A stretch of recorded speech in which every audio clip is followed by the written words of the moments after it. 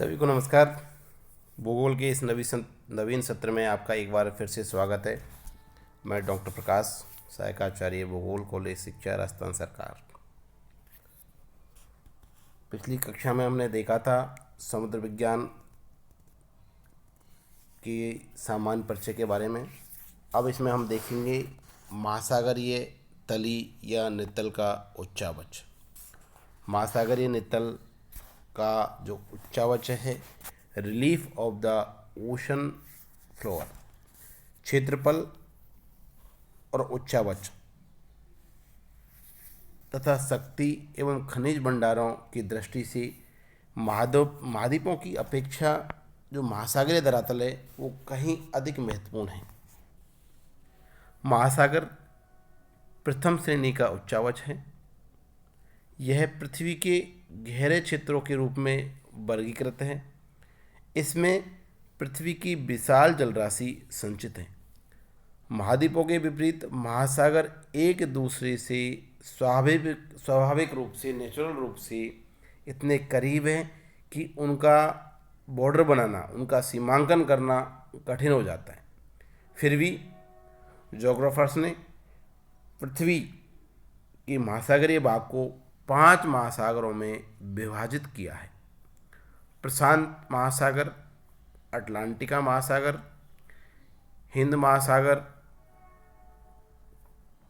और दक्षिण एवं आर्कटिक महासागर। इसमें महासागरीय तलों में स्थल रूपों की जितनी विविधता, गहराइयाँ, औसत ऊंचाई, लंबे तथा गहरे विभंग या फ्रैक्चर्स मौजूद है, उतने उच्चावच महाद्वीपों पर नहीं है। कुल मिलाकर इसमें विविधता ज़्यादा है। उदाहरण के तौर पर महाद्वीपों पर अधिकतम ऊंचाई माउंट एवरेस्ट 8,848 मीटर मात्र है, जबकि महासागरों में अधिकतम गहराई जो मैरियाना ट्रेंच है उसकी 11,033 मीटर है। महाद्वीपों की औसत ऊंचाई 840 मीटर मात्र है, जबकि महासागरों की जो औसत गहराई है वो 3800 मीटर के आसपास है। महाद्वीपों पर सबसे अधिक लंबी पर्वत श्रेणी आल्प्स या हिमालय जैसी श्रेणियां हैं, जबकि महासागरों में स्थित मध्य महासागरीय कटक जो मिड ओशन रिज हैं उसकी लंबाई लगभग 40,000 किलोमीटर है। इन उदाहरणों से आप समझ चुके होंगे कि समुद्रों में वहाँ की औसत ऊंचाई, वहाँ फ्रैक्चर्स, वहाँ की स्थलाकृतियाँ महाद्वीपों की स्थलाकृतियों से कहीं ज़्यादा है। जिस प्रकार से महाद्वीपों के धरातल पर पर्वत, पठार, श्रेणियाँ, पहाड़ियाँ, कटक, रिज, ढाल, घाटियाँ, द्रोणियाँ हैं, कंदरा हैं आदि आकृतियाँ स्थित होती है, उसी प्रकार से महासागर की तली में भी पर्वत, ज्वालामुखी की जो निर्मित द्वीप, उसकी उठे हुए भूखंड, पठार, स्लोप, द्रोणियाँ, खाइयों को इसमें ट्रेंच कहा जाता है, कैनियन, गॉर्ज, विस्तृत मैदान, पठार आदि आकृतियाँ समुद्रों के तल पर भी पाई जाती है। महाद्वीपीय धरातल की भांति महासागरों की तली में भी ज्वालामुखी के विस्फोट व भूकंपीय घटनाएं होती हैं। जो भूकंपीय घटनाएं होती हैं वो तटों पर आकर सुनामी कहलाती हैं। अतः महासागरीय तली की उच्चावच तथा भूआकृति का अध्ययन आवश्यक है।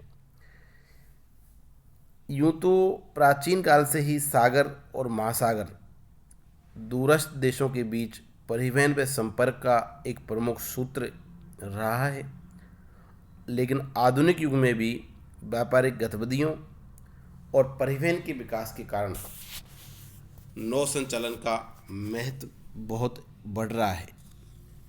महासागरीय जो तली है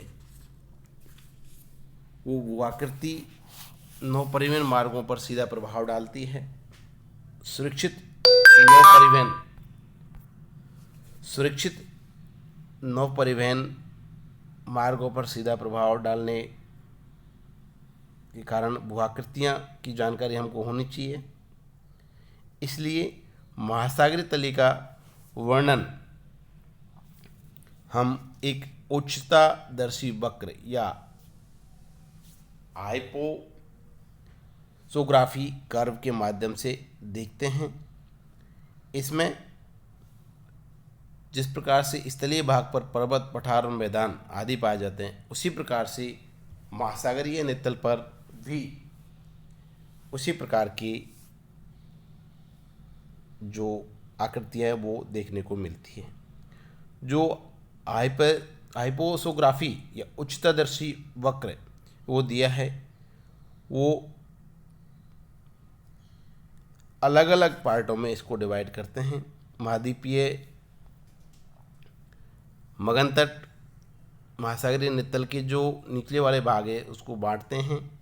वो है महाद्वीपीय मगन तट, महाद्वीपीय मगन ढाल, गहरे समुद्री मैदान, डीप सी प्लेन, महासागरीय गर्त, ये सभी को डिवाइड किया है और इनके बारे में हम अलग अलग जो वीडियोज़ बनाएंगे उसमें देखेंगे।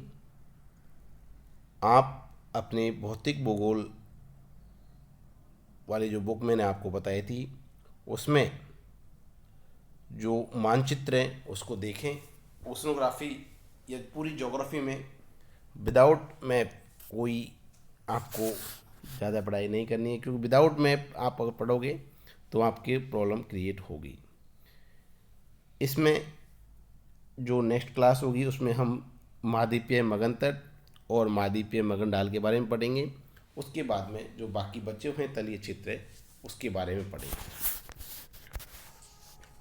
इस मानचित्र से आप समझें कि इसमें समुद्री खाई पाई जाती है, पहाड़ी पाई जाती है, एक डीप सी प्लेन पाया जाता है और इसमें जो निमग्न द्वीप हैं, समुद्री टीले होते हैं, द्वीप हैं, ये ज्वालामुखी से निर्मित होते हैं और इसके नीचे का जो तल है वो बेसाल्ट से निर्मित होता है और इसकी गहराई, अधिकतम गहराई जो बताई आपको मैंने मैरियाना ट्रेंच है जो 11,033 मीटर है और इनका जो एंगल है वो आप देख रहे होंगे।